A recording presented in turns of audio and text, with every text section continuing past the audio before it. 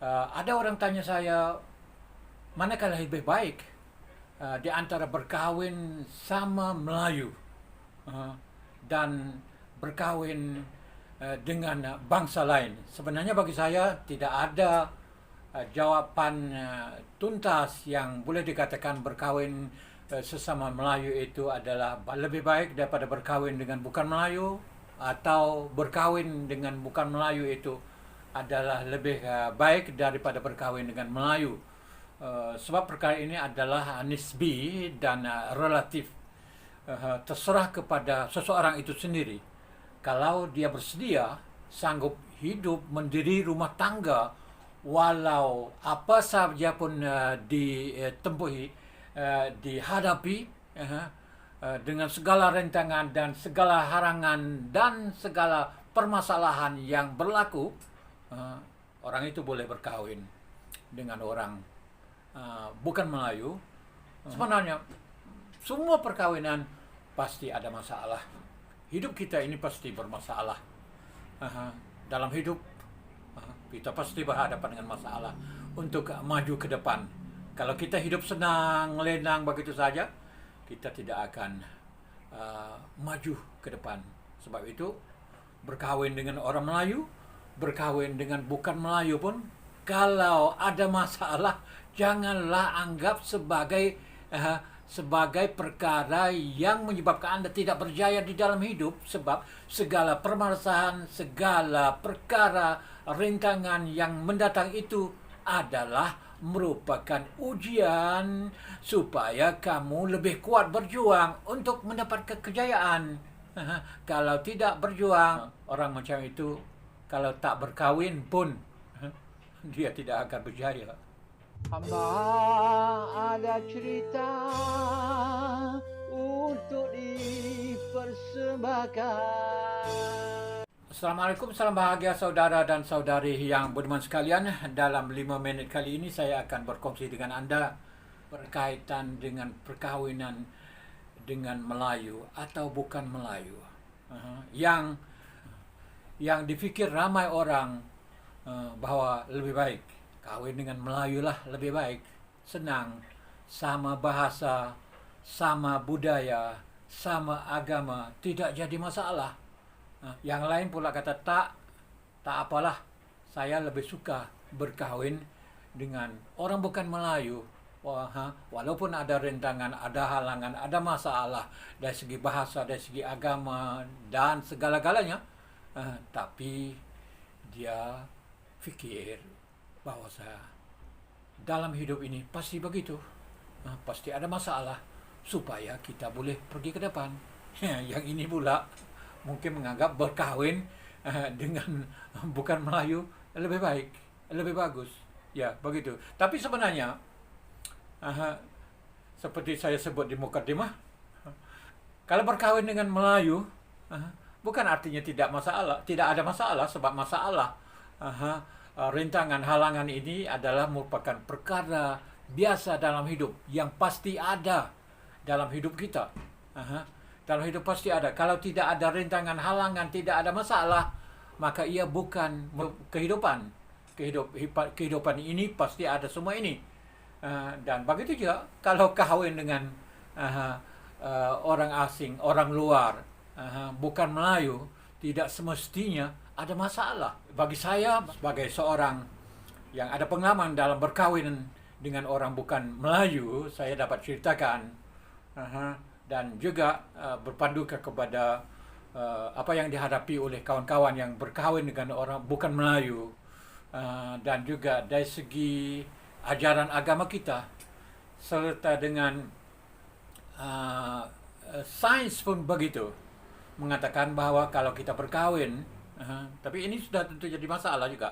Nanti orang marah pula kalau saya sebut kata saya menyokong berkahwin bukan antara Melayu, yaitu kawinlah dengan Cina, kawinlah dengan Thai, kawinlah dengan Tamil, kawinlah dengan Afrika, kawinlah dengan Arab, kawinlah dengan siapapun supaya benih kita ini ada pembaruan. Saya sebagai yang ada pengalaman dalam bahagian ini, memang betul kita ada advantage, ada kelebihan berkahwin dengan bukan Melayu. Ini bukan saya benci orang wanita Melayu, tidak. Tetapi begitu. Saya sebenarnya waktu kawin dengan orang luar negara pun bukanlah nak berkahwin. Saya tidak ada cita-cita untuk nak berkahwin dengan orang luar. Tak ada sama sekali. Tapi waktu saya belajar di luar negeri, dan waktu usia sudah sampai 27, tak dapat nak sabar lagi. Dan saya fikir saya perlu kahwin.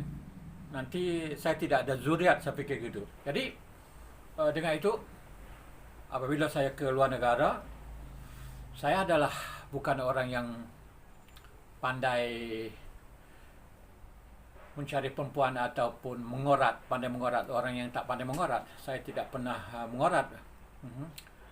Dan saya ini sejak di sekolah di kampung pun tak pernah berminat dengan perempuan, sebab saya tumpukan kepada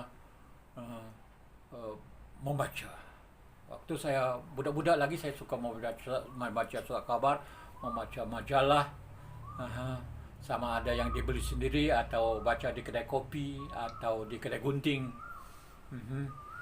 dan juga baca buku-buku. Ya, itu yang saya lakukan. Jadi saya sibuk diri saya dengan perkara itu, dan juga saya sibuk dengan perniagaan. Saya sejak budak-budak lagi saya berniaga, mencari duit, tidak bergantung kepada orang tua soal untuk nak makan minum ini.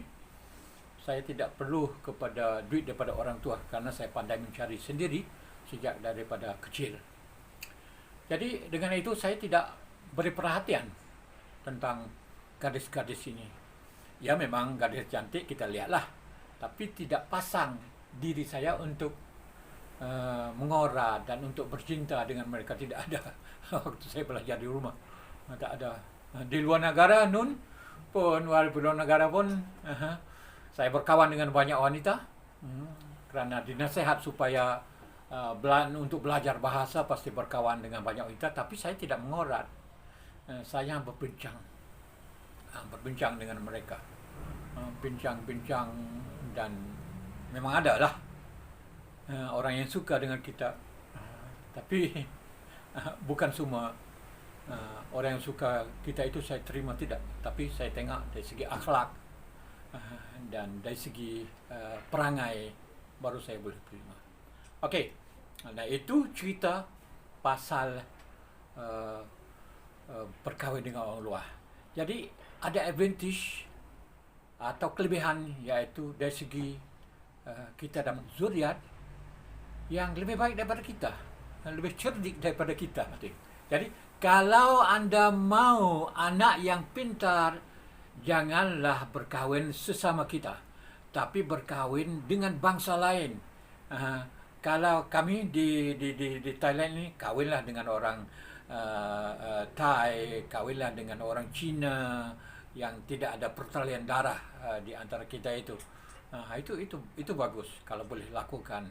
Kahwin dengan orang India, dengan Tamil dan macam-macam, boleh lakukan perkara itu. Kahwin dengan Mak Saleh dan siapa saja boleh, supaya dapat membaharui darah kita. Itu kelebihannya.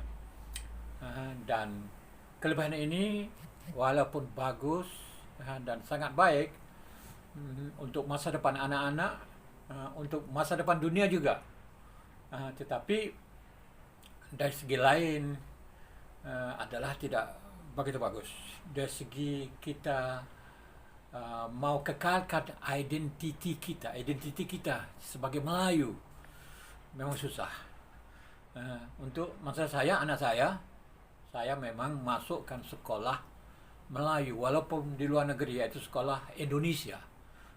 Waktu di Kairah, waktu di Bangkok, waktu di Malaysia, semua sekolah Indonesia, supaya bercakap dalam bahasa Melayu yang betul. Sebab sekolah Indonesia memang bahasa Melayu mereka bagus sangat. Jadi saya memberikan pendidikan begitu di samping pendidikan lain. Tetapi namun begitu mereka tidak jadi Melayu seperti saya, tidak memperjuangkan bahasa Melayu seperti saya, tidak memperjuangkan bangsa Melayu seperti saya, tidak menjadi seperti saya, sebab mereka ada identiti sendiri. bukan Arab, bukan Melayu. Itu jadi masalah. Arab pun tidak, Melayu pun tidak. Nah, ini rugi. Bagi kita rugi. Dan saya pun merasa begitu juga. Tapi kita dapat anak yang pintar, yang cerdik, tapi dari segi identiti, dari segi bangsa, dari segi bahasa, kita rugi. Dari segi itu kita rugi. Saya kerugian besar dari segi itu. Sebab saya merupakan seorang yang suka kepada bahasa Melayu dan memperjuangkan bahasa Melayu. Tapi mereka tidak lagi seperti saya dari segi itu. Itu satu hal. Yang kedua, mereka juga tidak mau balik ke kampung, tinggal bersama saya. Itu jadi masalah. Mereka mau tinggal di luar negara. Jadi saya dengan ikhlas memberitahu di sini, ada kelebihannya, tapi ada juga yang dianggap kerugian kepada orang yang berkahwin dengan orang asing. Terima kasih kerana menonton dan kita berjumpa di bahagian akan datang. Sekian, wassalam.